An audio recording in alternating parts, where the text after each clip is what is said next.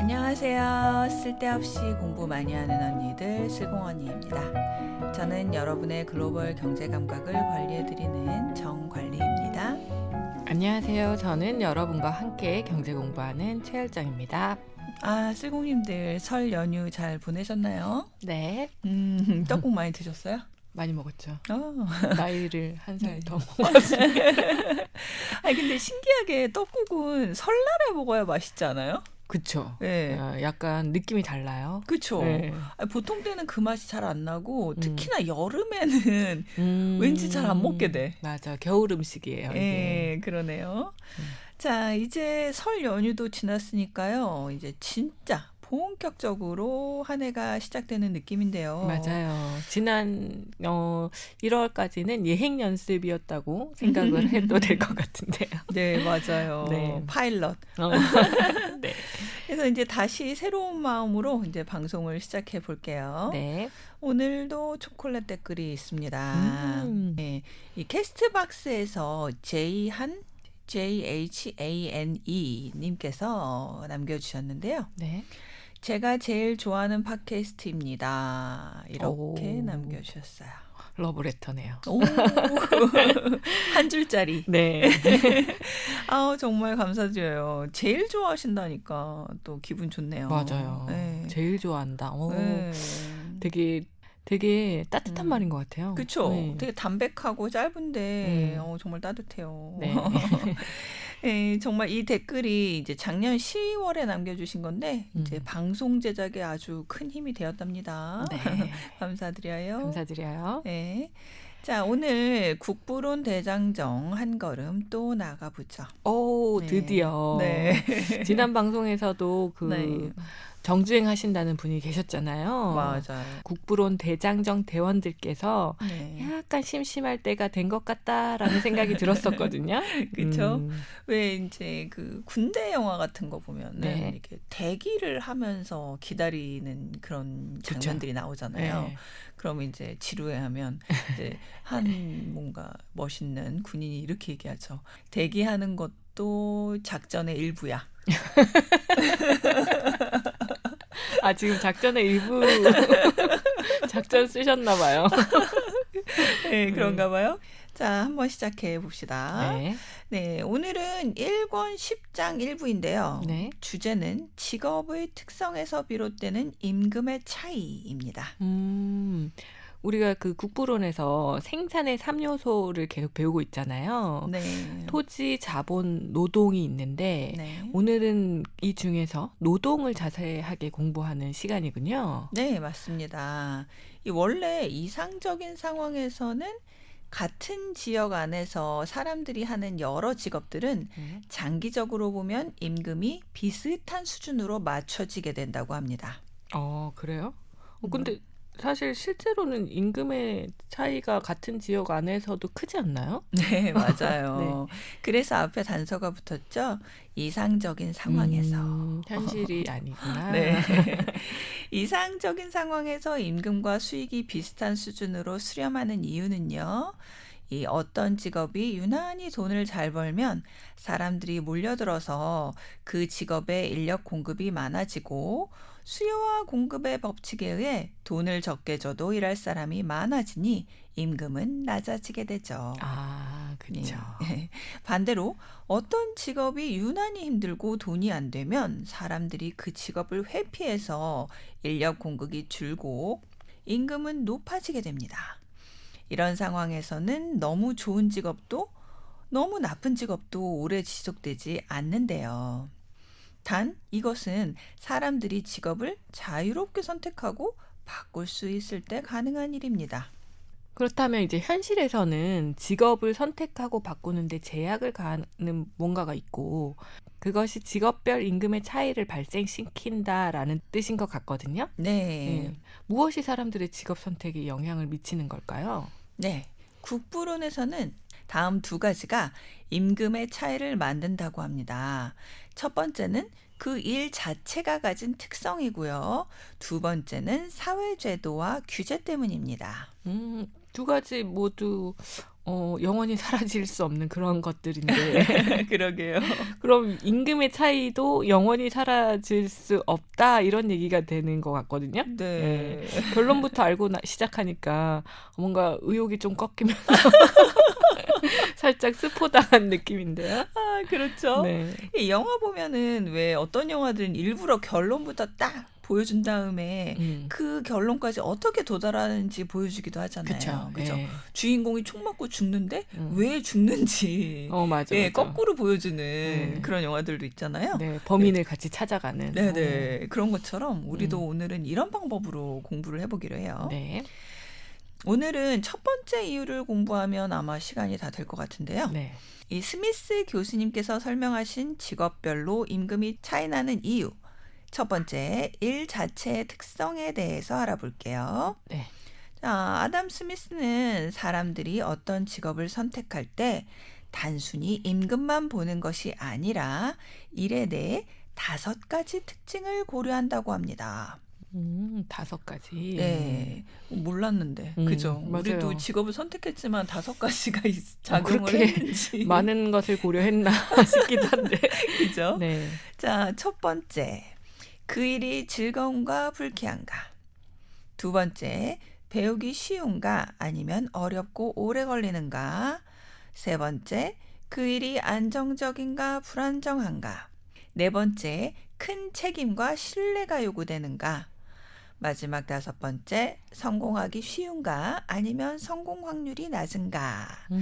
그리고 추가로 명예, 사명감, 자부심을 주는가입니다. 이런 거를 고려한 것 같기도 해요. 지금 그죠? 현재랑 크게 다른 게 없다라는 생각이 들긴 하거든요. 네, 자, 이게 이제 무의식적으로 우리가 그런 과정을 거쳤는데, 그죠? 네, 스미스 교수님이 그걸 정리를 하셨다는 거. 네. 일의 특징을 체계적으로 분류했다는 생각이 드네요. 네, 그렇죠? 자, 이 5가지 일의 특징 다시 한번 구체적으로 풀어서 이야기를 해볼게요. 네. 자, 첫 번째, 그 일이 즐거운가 불쾌한가. 깨끗하고 편안한 일은 돈이 조금 적어도 사람들이 하고 싶어 합니다. 그렇죠. 반면 트리디라고 하죠. 더럽고 위험하고 힘든 일. 이것은 돈을 더 줘야 합니다. 그렇죠. 예, 사실 뭐 일에 더럽다는 형용사를 쓰는 것이 좀 불편하기는 한데요. 맞아요. 예, 어쨌든 책 내용이 그래요. 이 3D 직업을 국부론이 그 당시에 정의한 거네요. 네, 그렇죠. 네, 굉장히 나는 현대적인 개념이랄 거라고 생각했는데, 그러니까. 그죠? 자, 다시 돌아가세요. 책에서는 광부를 힘든 직업의 예로 들어요. 예, 광부의 일은 힘들고 위험하다. 그렇죠. 그래서 보통의 노동자보다 몇 배 더 벌기도 한다. 그러나 그 높은 임금은 고생에 상응하는 대가일 뿐이다. 만약에 그 돈이 고생에 비해 과하게 많다면 사람들이 몰려들게 되고 결국 다시 임금이 내려간다. 자, 이것은 결국 고임금은 고통, 위험, 불쾌함의 보상이다라고 합니다. 저는 그 원양어선 타시는 분들이 생각이 나네요. 집에도 못 오고 멀리 바다까지 나가야 되는. 그러게요. 그래서 이제 이런 분들한테 돈 많이 주는 데는 다 이유가 있다라고 하잖아요. 맞아요. 그 말이 생각나네요. 그러게요. 근데 이제 본인 성격에 맞아서 하시는 분들은 되게 좋겠다. 바다를 사랑하시는 분도 있을 수 있으니까. 그렇죠. 네, 그런 분들은 좋으시겠어요. 맞아요. 자, 그 재밌고 안전하고 깨끗한데 돈 많이 주는 직업이 있을까요? 찾아주세요. 내가 하게. 내가 하게. 이 재밌고 안전하고 깨끗하면 오히려 제가 돈을 내야 되잖아요. 그렇죠. 우리가 먼저 갑시다. 찾아서. 그렇죠. 자, 그 다음은 두 번째. 네. 그 일이 배우기 쉬운가 아니면 어렵고 오래 걸리는가. 자, 배우기 쉬운 일은 임금이 낮습니다. 네, 반면에 배우는데 오래 걸리고 기술이 필요한 일은 임금이 높죠. 네. 많은 걸 배우지 않고 재미로 쉽게 시작할 수 있는 일은 공급자가 많을 수밖에 없죠. 그렇죠. 예, 공급이 많으면 수요와 공급의 법칙에 따라 돈을 적게 받을 수밖에 없고요. 반대로 오랜 시간 어렵게 배워서 시작해야 하는 일은 사람들이 하기를 꺼려하기 때문에 돈을 많이 줘야 합니다. 이 재밌고 비교적 쉽게 할 수 있는 일이라고 하니까 이제 유튜버들 중에 이제 네. 먹방 하시는 분들이 오, 떠오르는데요. 네, 그러네요. 예, 사실 뭐 먹는 게 힘들다라고 생각할 수 있지만 사실 네, 먹는 것만 찍으면 되니까 진입 그쵸. 장벽이 낮은 직업이라고도 할 수 네, 있잖아요. 맞아요. 근데 그렇지만 또 소수의 대형 먹방 유튜버를 제외하면 네, 예, 수입이 많지는 않거든요. 그쵸. 예. 먹방뿐만 아니라 재밌게 하고 싶은 걸 뭐 할 수 있어서 유튜브를 시작해 보시는 분들이 많지만 사실 그 뒤에는 정말 수입이 없는 더 많은 분들이 있지 않을까 네, 라는 맞아요. 생각이 드네요. 맞아요. 그죠? 음. 이 유튜브가 진입 장벽은 참 낮은데, 그쵸. 그죠? 예, 음. 성공하기가 그만큼 그죠? 어렵죠. 예. 이 재미로 하는 거라면 애초에 수익을 기대하기는 좀 어렵습니다. 그죠? 예, 맞아. 진지하게 도전하는 사람이 얼마나 많은데요. 그죠? 그쵸. 예, 이 재미와 수익 둘 중 하나만 목표로 설정하고 집중할 때 그 목표를 달성하기가 좀 쉬운 것 같아요. 네. 그죠? 둘 중 하나를 달성하면 나머지는 우연히 부수적으로 따라오기도 하니까요. 맞아. 재미로 시작했는데 수익이 막 펑펑 터지면 얼마나 좋을까? 그러게요. 또 재미로 시작했는데 재미라는 목표를 달성해서 그것이 원동력이 되어서 꾸준히 하다가 그렇게 해서 수익이 생기기도 하니까. 네. 반면에 네. 수익을 목표로 시작했는데 수익이 많아지니 또 재밌어지기도 하고. 그런 두 가지 방향성 중에 하나만 잘 선택하면 되겠네요. 네, 그렇죠. 네. 자, 다음 세 번째. 그 일이 안정적인가 불안정한가? 자, 어떤 직업은 항상 일거리가 있습니다. 그렇죠. 예, 그러면 임금 또한 안정적일 수밖에 없죠. 대표적인 예가 이제 공무원 아닐까요? 예, 맞아요. 우리나라가 존재하는 한 아니면 뭐 어떤 네. 나라든 존재하는 한 일거리는 꾸준히 공급이 될 테니까요. 예, 네. 그렇죠. 자, 반면에 어떤 직업은 계절, 날씨, 수요에 따라 일이 끊기게 됩니다. 자, 이런 일들은 임금을 더 높게 받죠. 책에서는 예를 들어 재단사, 목수 같은 일은 비교적 꾸준히 수요가 있어서 임금이 안정적이라고 하고요. 네. 석공, 광부, 항만, 하역 같은 일은 날씨, 계절, 수주 상황에 따라 일이 끊겨서 그 불안정성을 보상하기 위해 임금이 더 높다고 합니다. 당연히 불안정한 일일수록 돈을 더 많이 줘야지 사람들이 그 일을 하겠죠. 네. 뭐 일이 없을 때도 생계를 유지할 수 있어야 하니까요. 네, 그렇죠. 자, 그다음 네 번째 기준으로 넘어갑니다. 네. 자, 그 직업이 큰 책임과 신뢰를 필요로 하는가? 자, 어떤 직업은 실수하면 남에게 큰 피해가 갑니다. 그리고 사람들이 그 직업을 수행하는 사람을 믿어야만 사회가 돌아가죠. 이런 일은 사람들이 큰 책임을 맡기를 꺼리기 때문에 임금이 높아지는 요인이 되는데요. 구체적으로는 의사를 들 수 있습니다. 그러네요. 예, 의사의 경우 수술에서 한 번만 실수해도 환자의 생명이 위험해지죠. 그쵸. 이 환자는 전적으로 의사를 믿고 몸을 맡깁니다. 네. 자, 이래야만 사회가 돌아가죠. 예, 의사는 생명에 대한 무게를 짊어지는 대가로 높은 임금을 받습니다. 자, 또 다른 예로는 항공기 조종사가 있는데요. 한 번 조종에 수백 명의 생명을 책임지죠. 전적으로 믿어야 한다라고 하니까 교육 네. 컨설턴트가 왜 갑자기 생각이 나지? 저를 전적으로 믿으셔야 합니다. 전적으로 믿으셔야 합니다라는 말이 본인의 전문성을 강조하는 말이네. 그러네. 나한테는 큰 책임과 신뢰를 줘야 한다라는 그런 말이네요. 와, 그 드라마 대사 한마디가 이 아담 스미스의 국부론의 진리를 담고 있었네요. 그러네요. 뭐 그리고 또 다른 예로는 뭐 네. 판사, 검사, 이 사자 들어가신 그런 분들이 될 수 있겠네요. 네. 사실 판결 하나로 한 사람의 인생이 바뀌기도 하니까. 아, 그 드라마에서도 그치. 그쵸? 의사 만들고 판사 만들려고 예. 그렇게 교육 컨설턴트가 딱 그죠. 등장하는 거죠. 쌩님의 말 한마디에 인생이 바뀔 수도 있잖아. 그렇지. 네, 맞아. 이야기로 돌아와서요. 네. 이 법조인은 사회 시스템의 신뢰도와 정의를 유지하는 만큼 권한도 크고 책임도 크죠. 네. 이런 직업들은 남의 생명, 안전, 정의 등을 다루기 때문에 능력, 윤리, 신뢰가 동시에 요구됩니다. 그래서 아무나 할 수가 없고 실수했을 때의 비용이 크기 때문에 사회가 믿을 만한 사람을 골라야 합니다. 이런 사람들이 많지 않기 때문에 임금이 올라가게 되죠. 맞아요.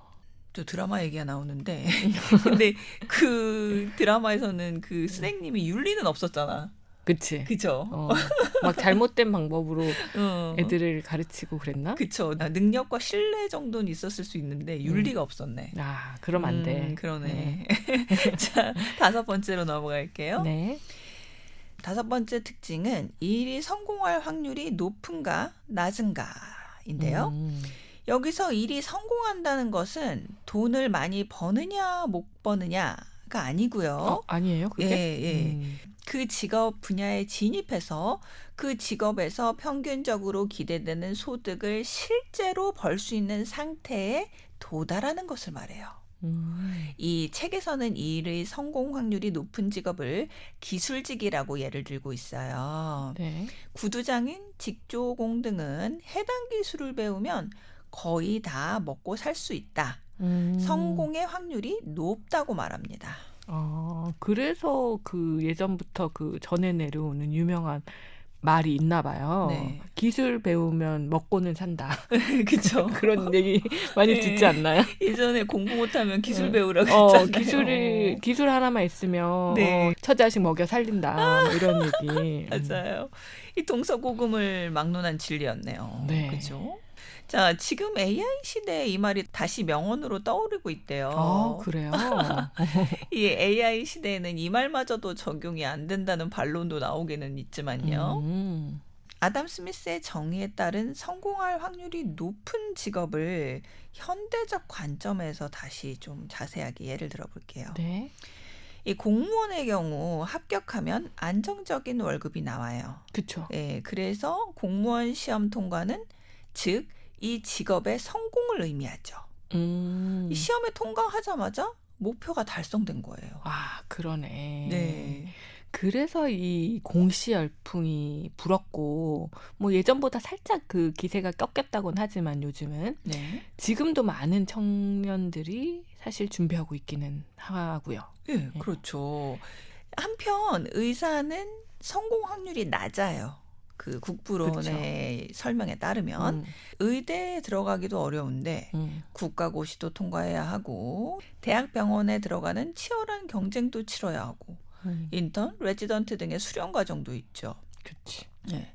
또 개원할 경우에는 환자 확보 경쟁에서도 살아남아야 해요. 이 모든 단계를 통과해야 의사라는 직업인으로서 성공하는 겁니다. 맞아. 사실 네. 의대 입학이 제일 어렵긴 한데 네. 전국의 모든 고3들이 목표가 의대 아니에요. 그걸 뚫어야 되는 거잖아. 그렇죠. 네. 그런데 이제 의사로서 기대되는 우리가 알고 있는 엄청난 수입. 그거를 벌기가 굉장히 어렵다는 거. 그렇죠. 성공 확률이 낮기 때문에 네. 그게 급여가 올라갈 수밖에 없다는 네. 그런 이야기인 거죠. 네, 그렇죠. 그래서 국부론 기준에서는 의사의 성공 확률이 공무원보다 낮은 것이죠. 그렇죠. 예. 이 배우 역시 그렇습니다. 예, 연기 전공을 했어도 실제로 안정된 생계를 꾸려갈 수 있는 배우가 될 확률은 낮다고 해요. 맞아. 예. 어디서 봤는데 평균 임금으로는 배우가 굉장히 낮은 편에 든대요. 그렇죠. 네. 왜 우리가 뭐 아시는 분들 10손가락 안에 들잖아요. 그러니까. 그죠. 예. 자, 그래서 성공 확률이 낮은 직업일수록 성공했을 때 소득이 높아야 사람들이 도전하는 겁니다. 그러네. 그래서 승자한테 아주 큰 이익을 몰아주는 그런 승자 독식 현상이 나타날 수밖에 없는 거군요. 네, 맞아요. 이 승자 독식 현상에 대해서 자세한 설명 뒤에서 또 해드릴게요. 네. 자, 다시 아담 스미스의 설명으로 돌아올게요. 네. 이 아담 스미스는 변호사, 의사와 같은 전문직은 성공 확률이 낮다고 했죠. 네. 예, 교육 비용이 매우 크고 성공하는 사람은 소수라는 거죠. 그 옛날에도 그랬나 봐요. 그러니까. 그죠? 똑같았나 보다. 네. 성공한 전문직이 아주 많이 벌어야 실패자들의 비용까지 사회 전체적으로 상쇄된다고 아담 스미스는 설명합니다. 이 전문직이 성공 확률이 낮다는 말은 사실 이해가 됐어요. 네. 근데 성공한 전문직이 아주 많이 벌어야지 실패한 자들의 비용까지 사회 전체적으로 상쇄된다? 이 말은 사실 잘 이해가 안 가거든요. 네, 이 부분이 어렵죠. 저 같은 범인들은 음. 이 스미스 교수님이 알려주시지 않으면 모를 내용이에요. 잘 설명해 주실 거죠? 네. 그래도? 그래서 이제 이 부분에서 정말 이 아담 스미스의 거시적 통찰력이 또 한 번 빛을 발합니다. 네. 자, 결론부터 말씀드리면 성공한 사람이 돈을 많이 벌면 그 개인만 부자가 되는 게 아니라 그 직업과 산업 전체가 유지되고 그 과정에서 생긴 실패 비용까지 보상되어 결과적으로 사회 전체의 부가 유지, 확대된다는 이야기예요. 여전히 어렵죠? 그러게. 네. 다시 한번 자세히 또 설명을 해볼게요. 네. 성공한 사람이 돈을 많이 번다는 의미는 이 경제적 성공이 단순한 보너스가 아니라 수많은 도전자들의 실패 비용, 긴 훈련 기간, 불안정한 수입, 사회가 감수한 시행착오를 한꺼번에 회수하는 구조라는 거예요. 여전히 어렵죠. 어려운 말 많이 나오네. 그죠? 네. 더 쉽게 말을 해볼게요. 네. 이게 성공한 사람이 돈을 많이 벌면 결국 사회 전체에도 이득이 된다는 건데요. 성공자의 높은 소득 덕분에 그의 성공은 신화가 되고 사람들은 어렵고 힘든 걸 알면서도 계속 전문직과 혁신 분야에 도전하게 됩니다. 와, 저 사람 성공해서 돈 많이 번 것 좀 봐. 나도 도전해봐야지. 라는 생각을 하게 된다는 거죠.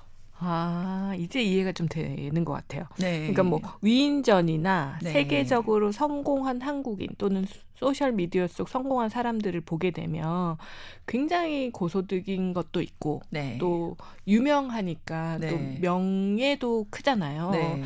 그러다 보니 이제 나도 저렇게 되고 싶다. 그리고 할 수 있을 것 같고 막 그런 마음이 든다는 거죠. 네, 그렇죠. 이게 우리가 그렇게 느꼈다는 것 자체가 네. 성공 신화가 자신의 역할을 제대로 했다는 증거죠. 네, 뭔가 막 꿈틀꿈틀 막 올라오잖아요. 그렇지. 그래서 그 성공 가능성은 굉장히 작겠지만 네. 어쨌든 한번 도전해 보고자 하는 그 욕망을 네. 내 욕망을 네. 들끓게 한다. 그렇죠. 이렇게 성공 신화를 보고 자극받은 사람들이 실패의 확률이 높은 분야에 도전을 해야 우리 사회의 기술과 서비스 수준이 유지 발전됩니다. 우리나라의 의료 서비스 수준이 높은 것도 의대 신화를 믿어온 많은 사람들 덕분이죠.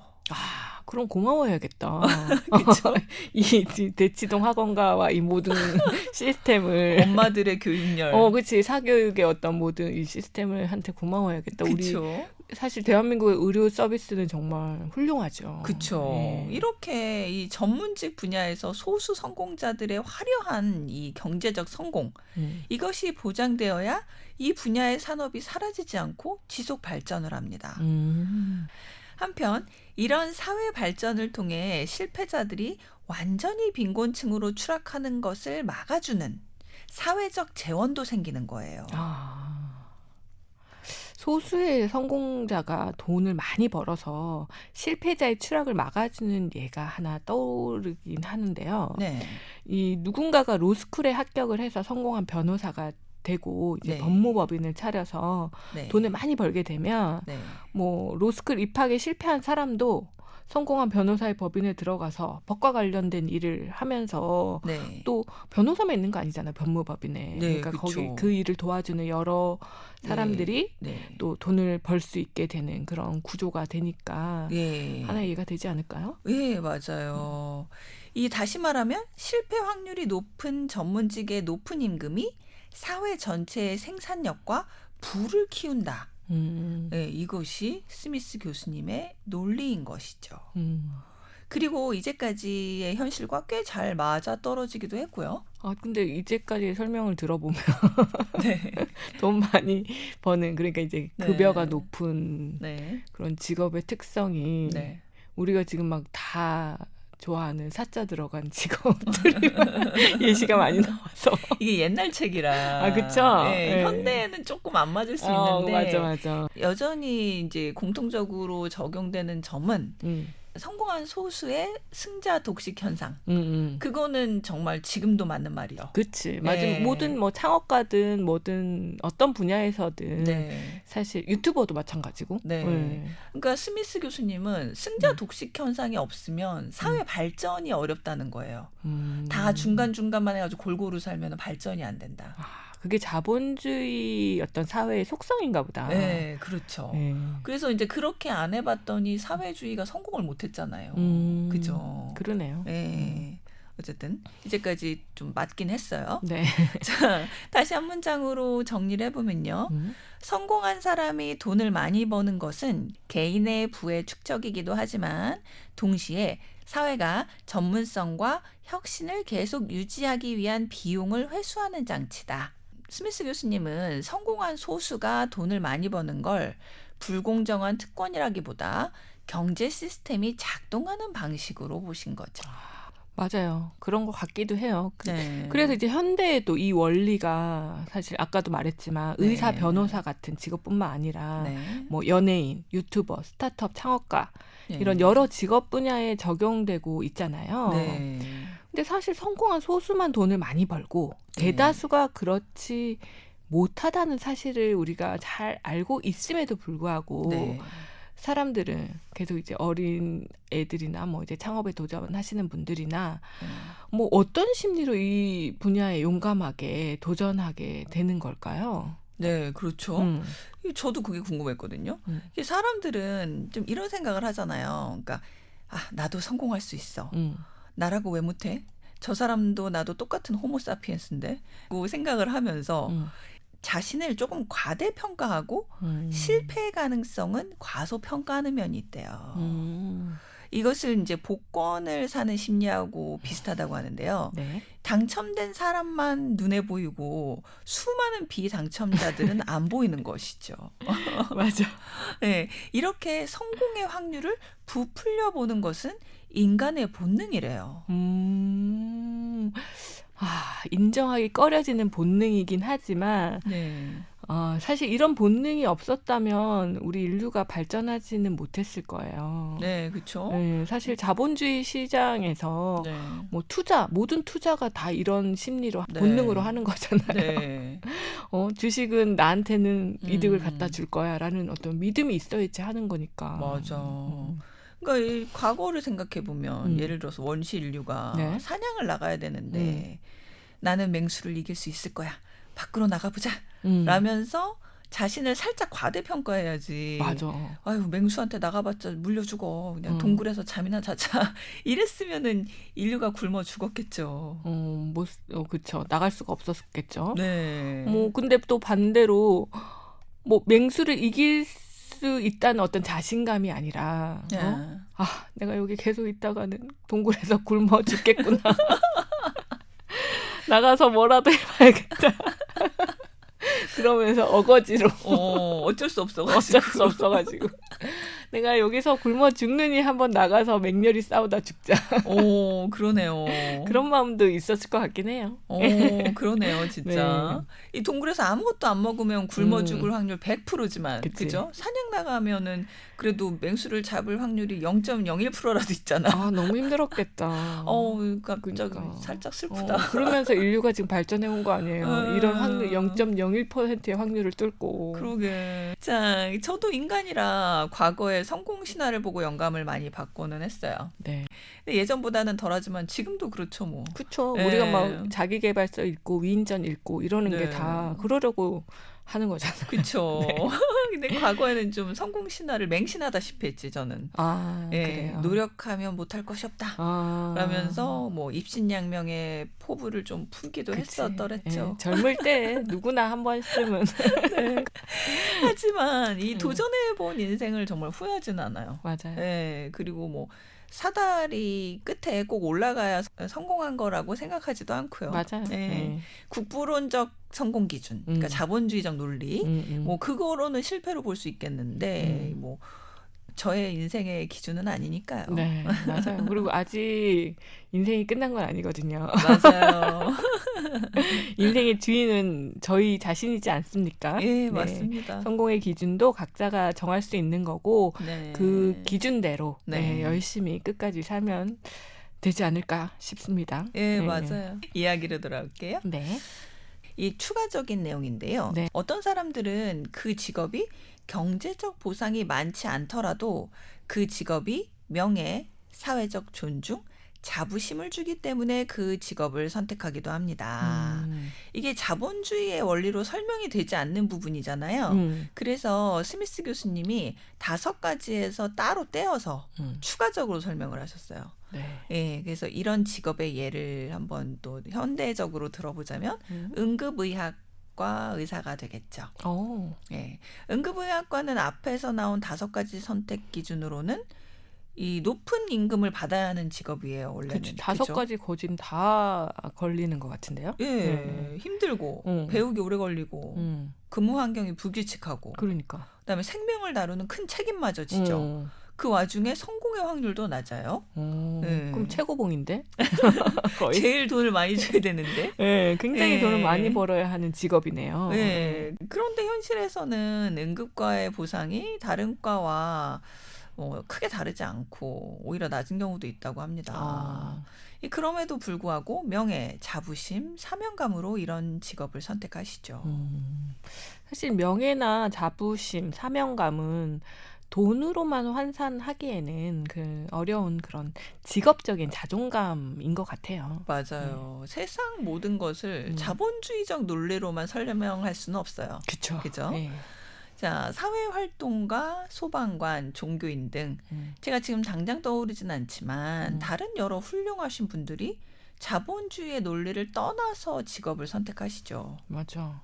스미스 교수님도 이런 직업은 도저히 이제 자본주의 논리로는 설명이 안 되니까 이 카테고리 외에 추가로 설명을 하신 거군요. 그러네요. 네. 이분들은 틀에 넣을 수가 없다. 그렇죠. 맞아.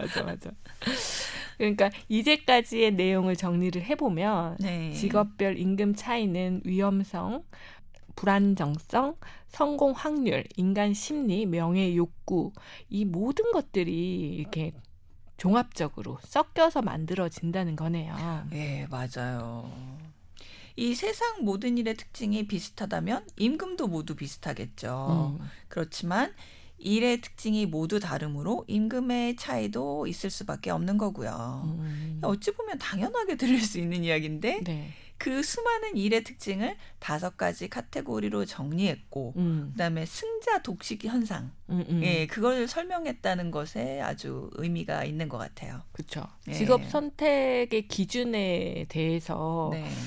저도 이제 무의식적으로 예전에 했던 그런 과정들이지만 네. 이게 머릿속으로 약간 체계가 잡힌 그런 오늘 설명이었어요. 그렇죠. 네. 그러니까 우리가 얼마나 자본주의적인 인간이야. 그죠? 맞아. 그런 거를 의식도 못하고 판단을 했잖아요. 근데 다 그쵸? 무의식에서는 다 판단했던 거야. 네, 그냥 DNA부터 타고난 거지. 자본주의 인간으로. 네. 자, 오늘은 국부론 1권 10장 임금의 차이 일부 함께 공부해봤습니다. 네.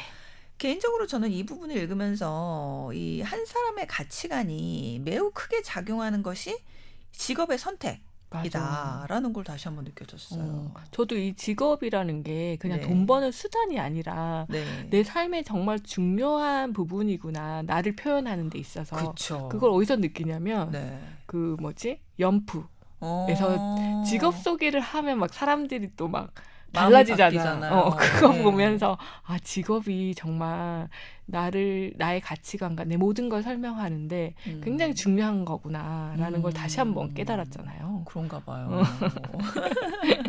아무튼 네. 자본주의로 세상을 설명한 스미스 교수님조차도 이 경제적 보상만이 직업의 유일한 이유는 아니다라고 그치. 말씀하셨잖아요. 네. 네, 그래서 쓸공님들 중에서도 지금 사회 진출을 준비 중이신 분들이 계실 텐데요. 자, 그런 분들은 나는 어떤 가치관을 가진 사람이고 어떤 직업이 나에게 진정으로 맞을까를 한번 진지하게 생각해 보시는 한 주가 되셨으면 좋겠어요. 네. 오늘도 함께 해주셔서 감사드리고요. 아직 추위가 무섭죠? 네. 감기 조심하시고요. 다 같이 슬공합시다. 슬공합시다.